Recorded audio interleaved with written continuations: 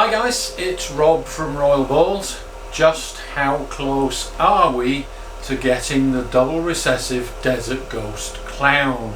This project has been on the go for over 3 years now. We're going to have a look at the parents, we're going to have a look at the first generation offspring double hets, and we're going to have a look at the next step, which could be as close as the end of this year. We're going to look at some basic genetics and have a look at how we manage the uncertainty in the project moving forward, and also some general hints and tips about your females. These females are now coming up to 2 years old. Some of them are very close to weight, and of course it's always tempting to try to pair them up a little bit early. So we'll be talking about that later in the video. Let's get a look at this exciting Desert Ghost Clown project. Alright guys, so this is where our Desert Ghost Clown and our other Desert Ghost multi-recessive project started.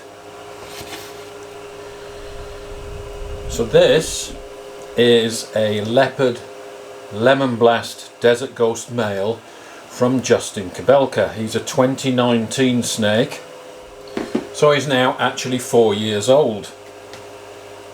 And we had a number of Desert Ghost females in our collection prior to this, but they were always extremely picky eaters and were very slow getting up to size. So we had a look around. We were ordering a consignment of snakes from JKR and decided to bring in this male. So he arrived in 2020, just before the pandemic struck, and one of the first things we had to deal with was an infection. This guy got an infected eye.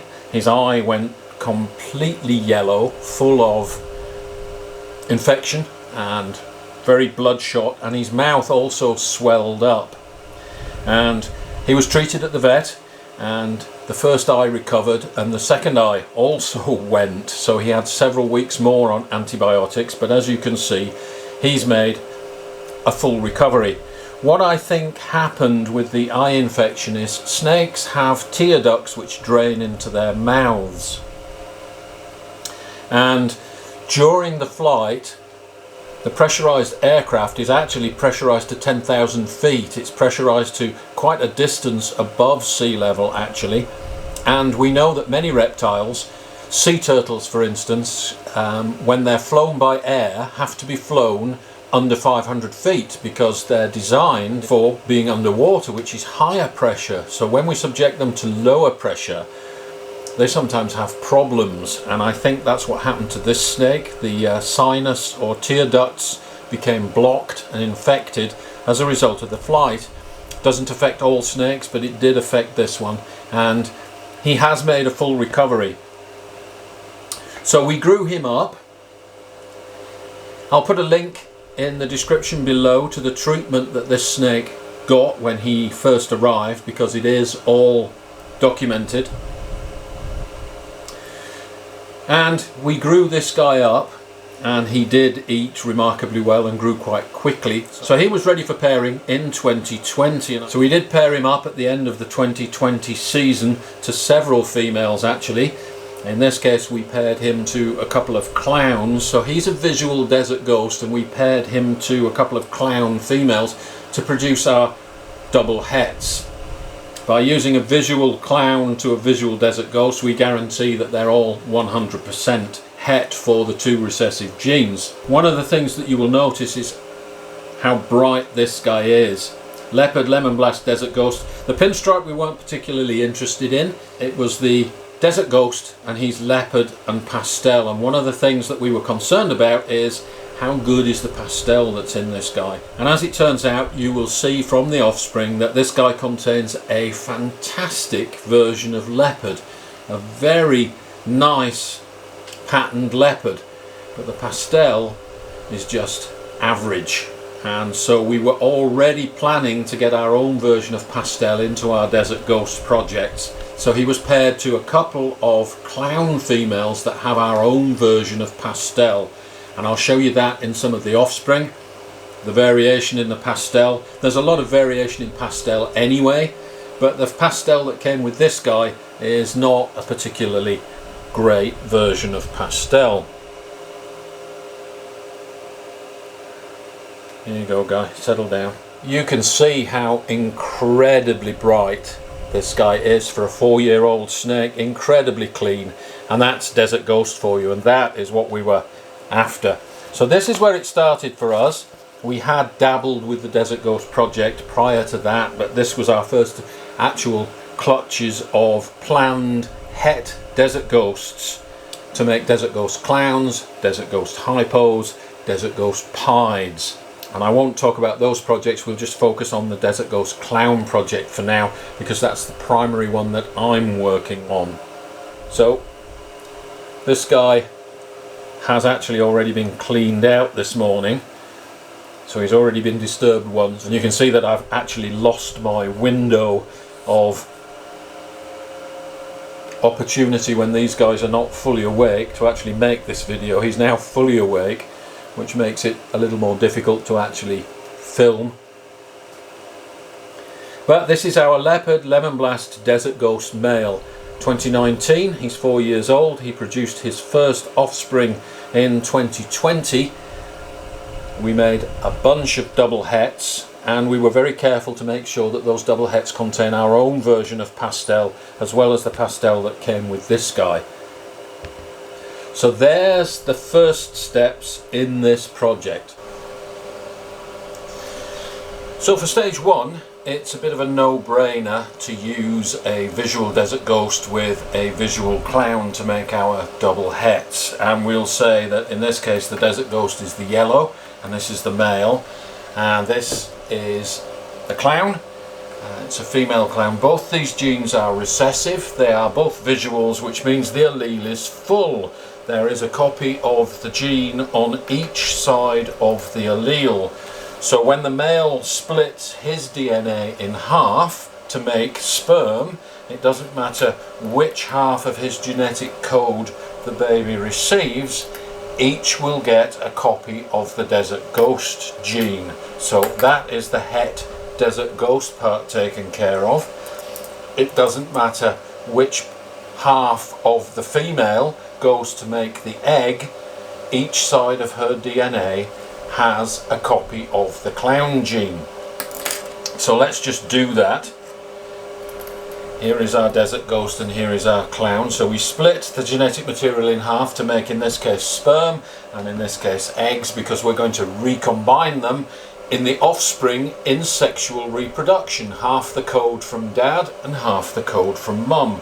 So we take this half of the male, the sperm, and we pair it to this half of the female, and we get one copy of Desert Ghost and one copy of clown. So this is 100% double het Desert Ghost clown. We take this half of the male and pair it to this half of the female, and we get exactly the same outcome. We get one copy of Desert Ghost and one copy of clown, so another baby which is 100% double het.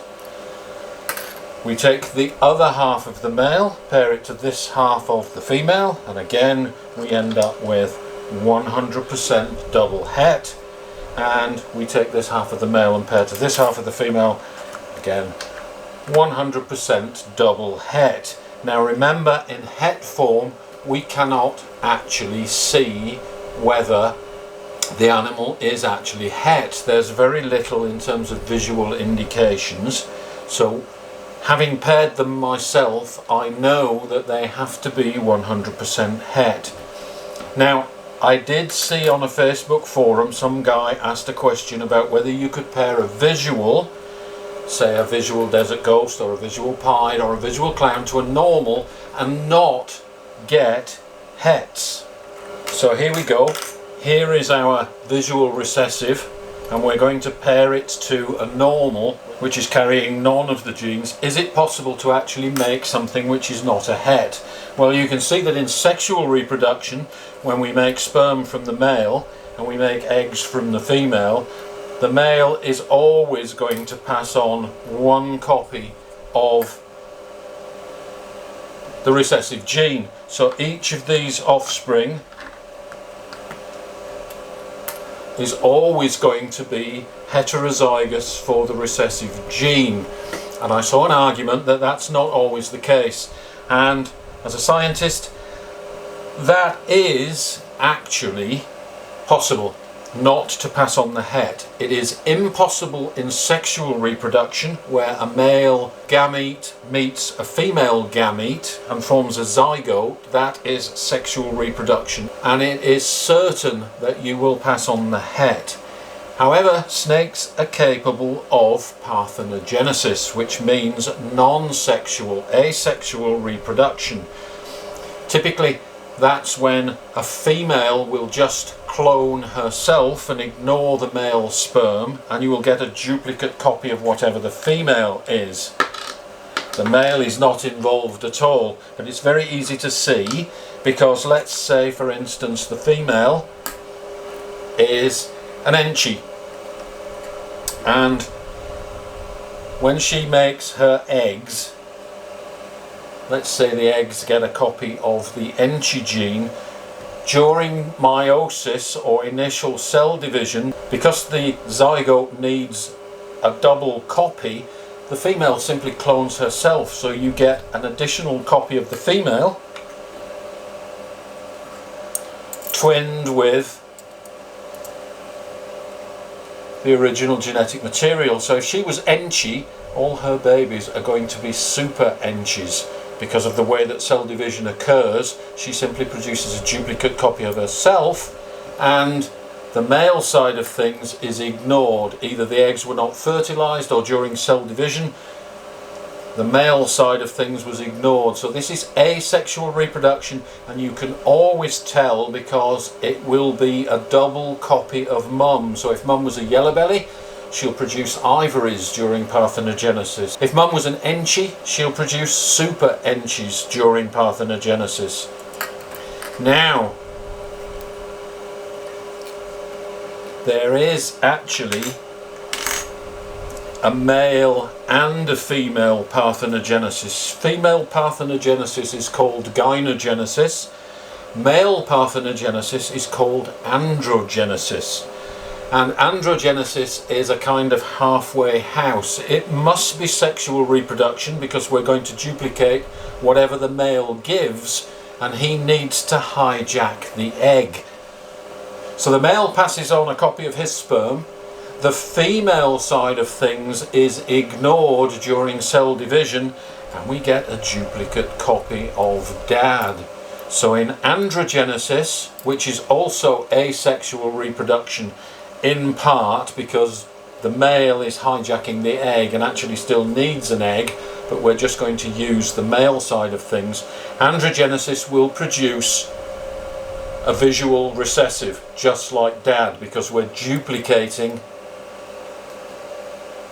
the genes across the allele when we double up the genetic material to make the zygote. Now, unfortunately, in androgenesis, we're also duplicating the chromosome state, and females are XX animals, males are XY animals, and if this guy passes on a Y chromosome, it is going to be doubled up with a Y chromosome, and that is non-viable. So that egg often will be deformed, because during meiosis it actually tries to separate again into two separate individuals, producing either deformed twins or non-viable offspring. So androgenesis, where a male duplicates himself, is much less common. Gynogenesis, where a female reproduces herself, is a little bit more common, but is so rare it's not even worth thinking about. So it can theoretically happen, but in practice, and certainly in sexual reproduction, which would be the norm, when you compare a visual to a normal, you must get hets. It is impossible not to in sexual reproduction. It's only asexual reproduction where something unusual happens that you may not. So as I say, it's not worth thinking about. And in our case, the male was a desert ghost. He also had pastel, he had leopard, and he had pinstripe. And in the female's case we used a pastel and a pastel vanilla, and in the offspring we can see leopard vanillas, we can see super pastel pinstripes, so we know that genes are coming from both mum and dad. So in our case there is absolutely no doubt that this is genuine sexual reproduction, and all of these babies are 100% het for desert ghost, 100% het for clown. No question. So let me show you the version of leopard that came with that JKR Leopard Lemon Blast Desert Ghost, and you can see what a really nice patterned leopard this is. It's not a busy pattern, it's a very banded pattern. So this is a straight leopard, double het Desert Ghost Clown, and this is a female.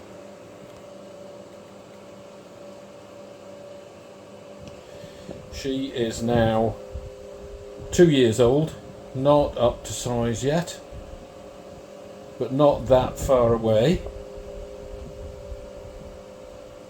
I'll give you a weight on some of these things a little bit later. But that's what I mean when I say we got a really good version of leopard with this guy. The pastel, not so much. And I'm going to try and show you these guys free roaming because you get to see them in their best light. You get to see them stretched out and moving in a natural manner.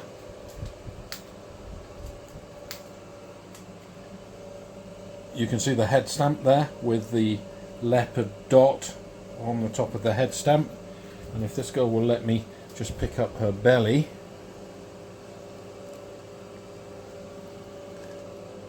you can also see the awesome zippered or checkered belly on this female. So that's the version of leopard we got, and this is from the first clutch. This was paired to a pastel clown, so no vanilla in this clutch, but the possibility of our version of pastel rather than the version that came with the JKR father. Okay, so that's a female leopard double het Desert Ghost Clown. She just shed this morning and had a huge poo.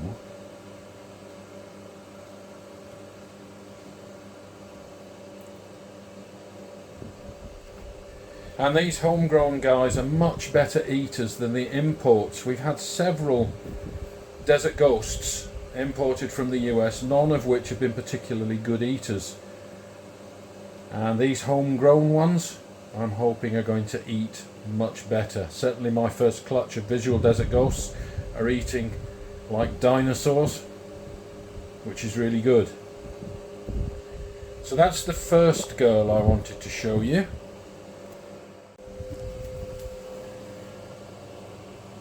My helper, as usual, keeping me safe. She's on a diet now. Fat cat. Here's another female, double het Desert Ghost Clown, and this is a super pastel, so she got a copy of pastel from Dad, but also a copy of pastel from the pastel clown mother. So I'm not sure how this is going to turn out, but when the offspring come out we'll obviously be picking the best versions of pastel in the hope of passing on our lime bred pastel rather than the pastel that came with the original snake. There's always room for improvement. We can lime breed, pick the best quality examples, and I think that will make a huge difference in visual Desert Ghost, although pastel always looks nice in Desert Ghost. This is also a female. This is a leopard lemon blast, so a carbon copy of Dad, but only het for Desert Ghost, not actually Desert Ghost. And you'll see that the pattern is actually quite distinctive. There is more pattern in this than in Dad, and she's obviously not as bright. But again, another snake, about 2 years old and not far short of size. So we actually have kept a bunch of females and only a handful of males. This girl here is still enjoying a bit of roam time. So this is Leopard Lemon Blast. It's a female, and half of these females are actually going to ARP. It was his female and my male, so half of these are his. So there's another example of a female we kept. We have a bunch of these.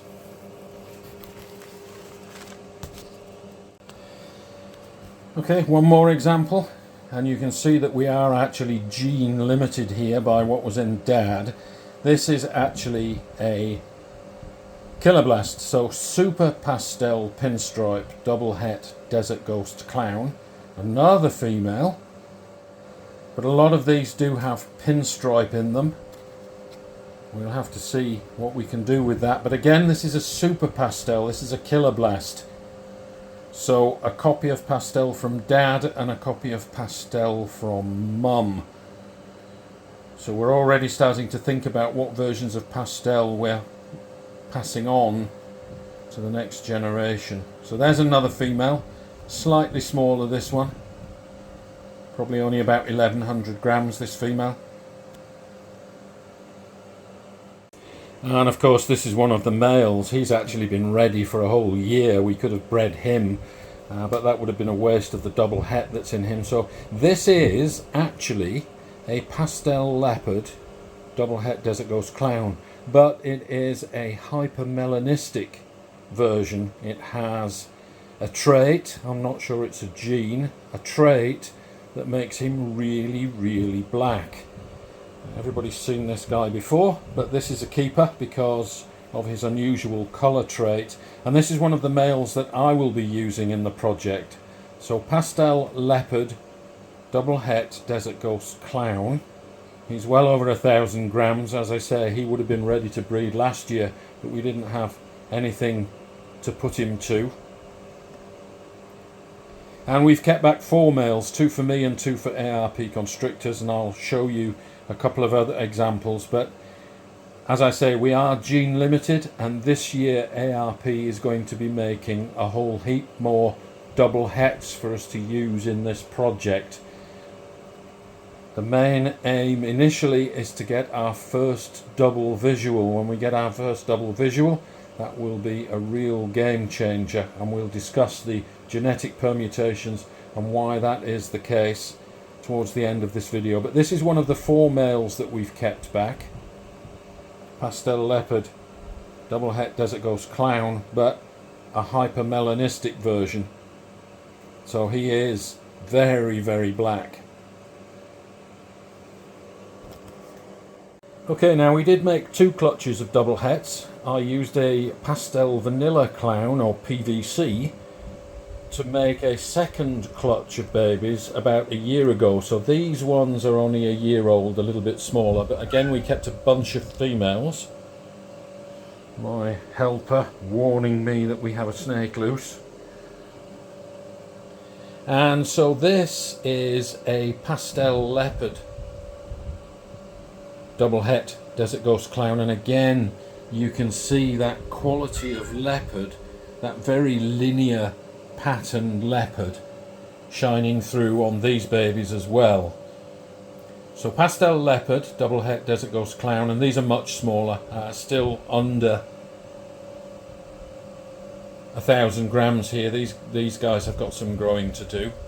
We do have a bunch of them. This will be this girl's first attempt at free roaming, just as an aside.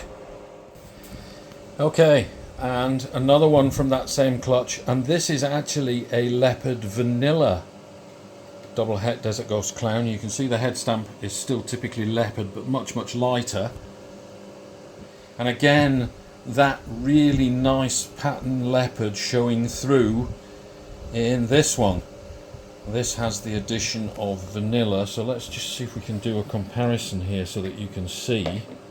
So this one is just straight leopard, and this brighter one is leopard with vanilla. It doesn't like this other snake, so we'll just get that out now.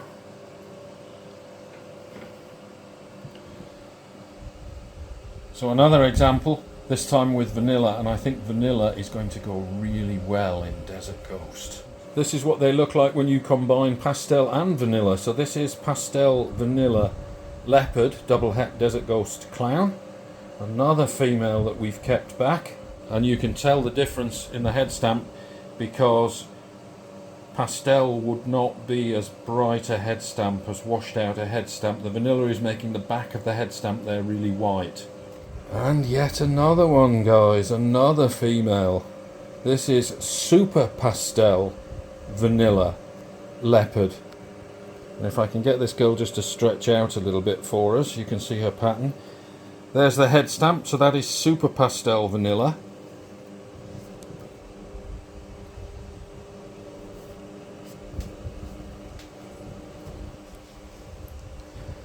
There we go. And now again, guys, you can see that really nice leopard pattern coming through. This one's a really good eater. Just over a year old. So these will not be bred this year, but the earlier clutch probably can be bred later this year. So this generation here, we can probably breed later this year. This generation is going to be another year, unfortunately, so we won't have vanilla into our Desert Ghost projects for another season. But there we go, that's another female in the project. And yet another female, pastel vanilla, double het Desert Ghost clown female. Oh boy, are we going to have fun with these when these get up to size. We have a whole bunch of these, and that's just the Desert Ghost clown project. We also have Hypo Desert Ghost, Pied Desert Ghost, a bunch of double recessive projects on the go right now. You want more? Yes, another female. This one just a pastel double het Desert Ghost clown female, but this one is really bright. This one is a really nice pastel, so hopefully that will shine through in her offspring. But you can see that we're increasing our odds here by having so many females. And I almost forgot, guys, this is a female pastel double het Desert Ghost clown, and she is the biggest of that first clutch. This girl is already about 1250 grams. So hopefully if she keeps eating like she has been, this will be our first shot at the double recessive Desert Ghost clown. Almost forgot because she's actually in a bigger tub. She's been upgraded from the size of tubs that the other ones are in at the moment because she is that bit bigger. Hopefully she carries on that way. And while we're at it, I do want to show this guy here. He's already up to breeding size. This is a pastel spot nose, but he's only het for Desert Ghost, not double het. But this is how we're going to get spot nose into our Desert Ghost project. So I have a pairing for him later this year with my visual Desert Ghost female. And we'll increase the gene pool in the Desert Ghost project using this guy. So spot nose into Desert Ghost with this one. Okay, just another quick word about project management because this is important. This is a female who is around 1250 grams. She's a double het Desert Ghost clown, and she will be the first female that makes it up to size.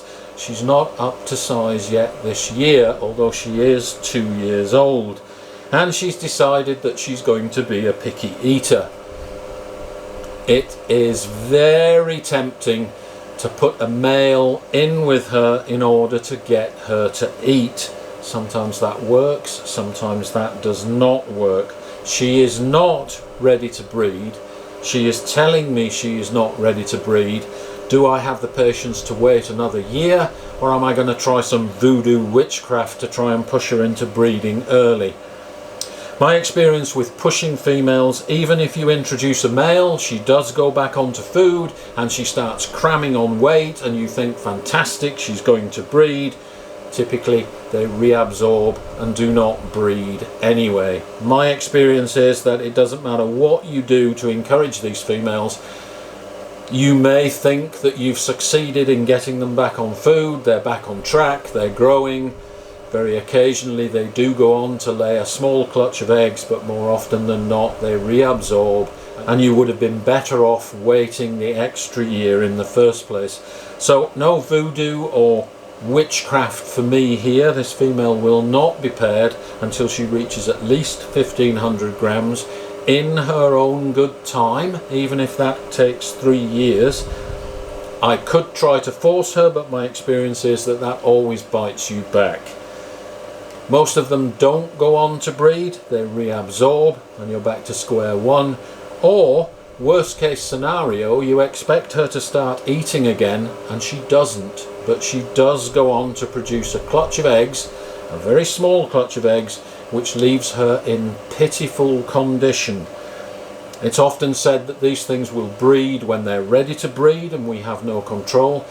Also, that is not strictly true. Mammals respond to stress hormones by shutting down reproduction and they will not breed. Snakes respond to cortisol as if it's the end of the world and they're about to die, and the last thing that they will do is attempt to breed. Once they produce eggs, those eggs have a chance of survival even if the parents do not. So it is not strictly true to say that snakes will breed when they're ready. Snakes will breed when they're not ready, at the expense of their own lives, and it is very common to have undersized snakes bred too early which end up dying. If they do go on to lay a clutch of eggs, it's a very small clutch of eggs. If they survive, it takes them 2 years to recover from that process before they lay eggs again. So for me, it just isn't worth it. I have plenty of snakes that are going to breed this year, and I do not need to push this female by doing something that clearly she doesn't want to do, and that will be to introduce a male. Introducing a male to this female is entirely in my control. This is not nature. This is not they'll breed when they're ready. This female is not putting out hormones. She's not trying to attract a mate, and in the wild she would probably be ignored. We are forcing her by trapping a male in a tub with her, and I don't believe that that's a good idea under any circumstances. More often than not it doesn't work. Sometimes we think it has worked, but it bites us back in subsequent years. So I have adopted a philosophy of patience. No voodoo or witchcraft here. We'll just wait until she's suitable size and we'll pair her up when she's ready. Okay, the next step is where it gets interesting.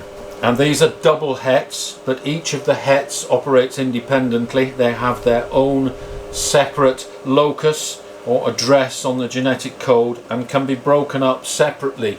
So each het will be passed on independently. So let's assume that we're going to pair het to het for Desert Ghost. Each of these is het for Desert Ghost and each of them is het for Clown. So let's just look at the Desert Ghost side of things. So het or heterozygous means that each of the parents is only carrying a single copy of the recessive gene and there is no visual expression. Now when we pair het to het, this is where things get interesting. Again, we split the genetic code in half to make our gametes, sperm or egg. And again, because there are only 2 halves to each of the parents, there are only 4 possible outcomes. So let's take this half of the male that is carrying the Desert Ghost gene, single copy, and pair to this half of the female, and you can see that we're doubling up. We have 2 copies. So we're going to get a visual Desert Ghost. We take this same half of the male sperm and pair it to this female egg, which is not carrying a copy of Desert Ghost, and we get 1 copy of Desert Ghost. This is heterozygous for Desert Ghost.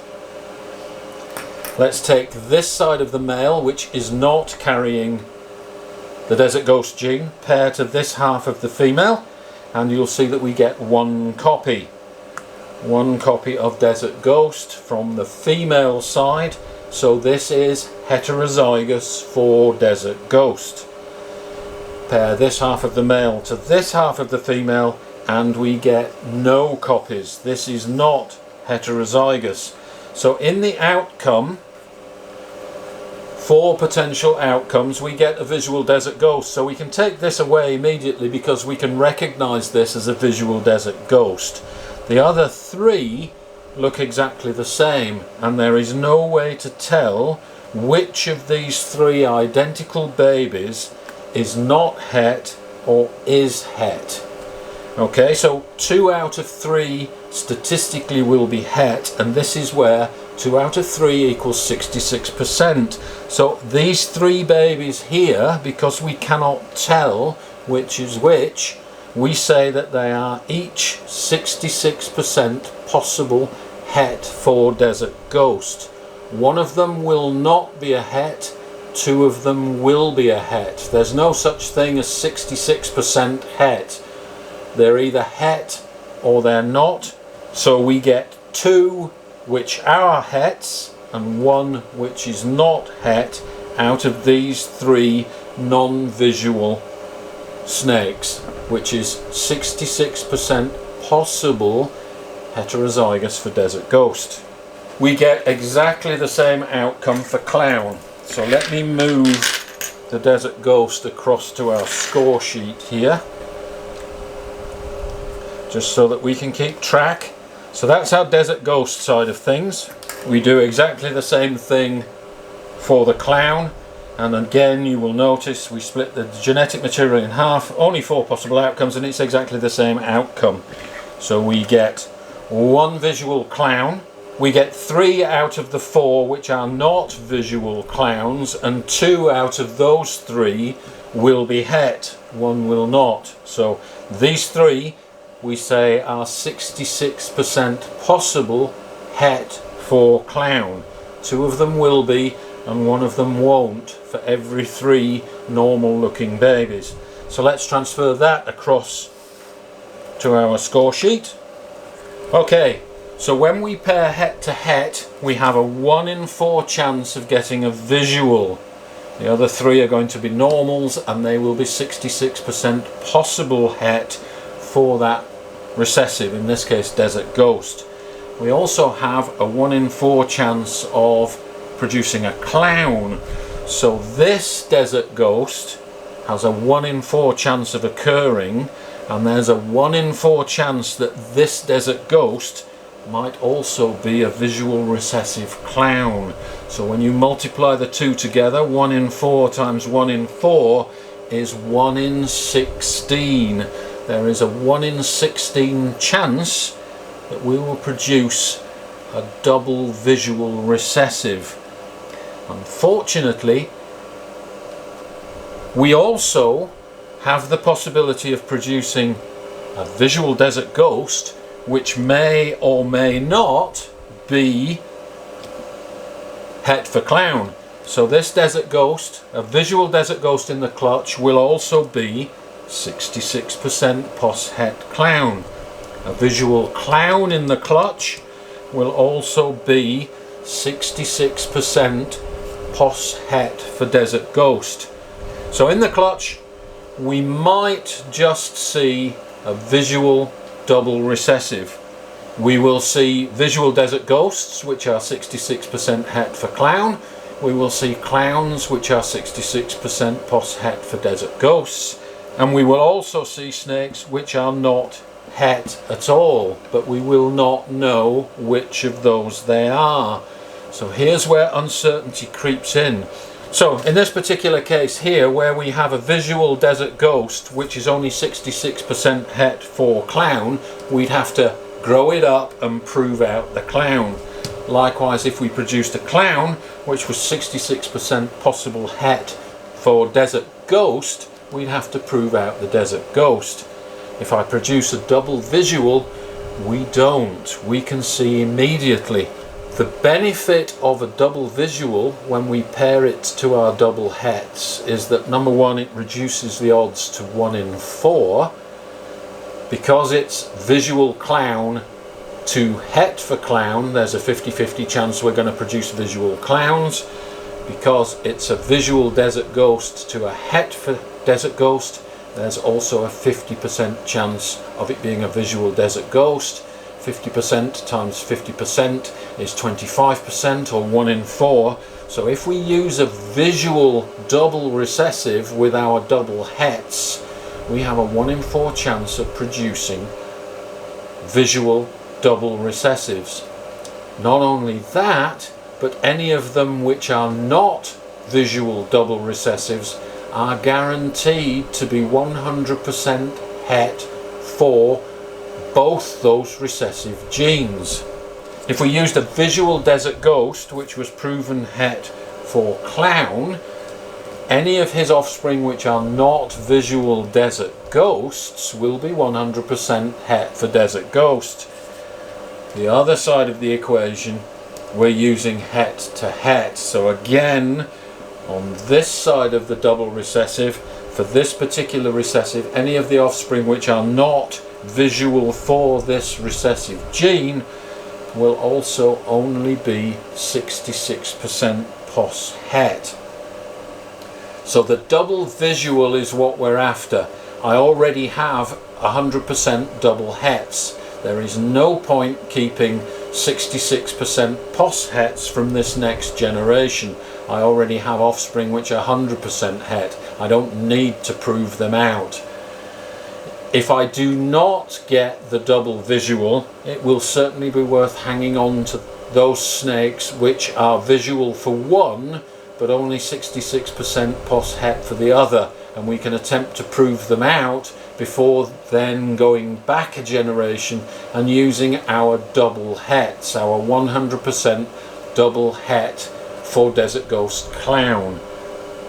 If I get snakes which are neither, they will be 66% possible het for either of the recessives, but do I sell them as possible hets and give somebody else a possible leg up in what has been, or in what will have been, a 5-year cycle of 3 generations of snakes to get my double recessive? I don't want to fill my grow-on racks with snakes which are only pos het. At this stage of the project, I need more certainty. I don't have the space to be able to keep back possible hets, although I may be forced to keep, say, a visual Desert Ghost or a visual Clown that will be 66% possible het for the other recessive, but I certainly do not want to keep anything that I am not going to use in the future of these projects. I've already made my double hets. They're going to be available for years to come.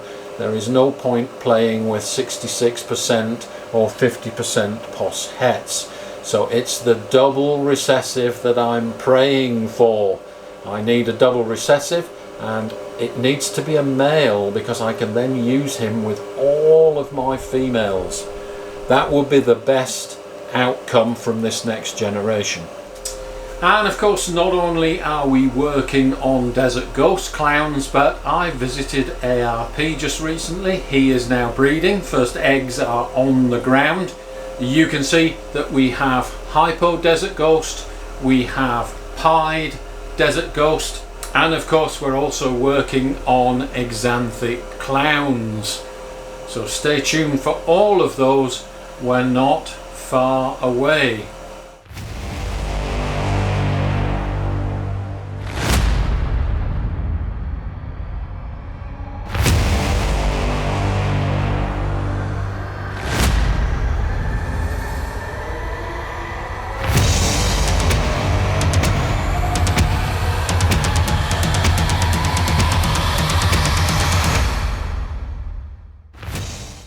Okay guys, so there you go. You can see that this project is going to have been 5 years in the making before we get the double recessive. Fingers crossed we actually do get the visual double recessive this time around.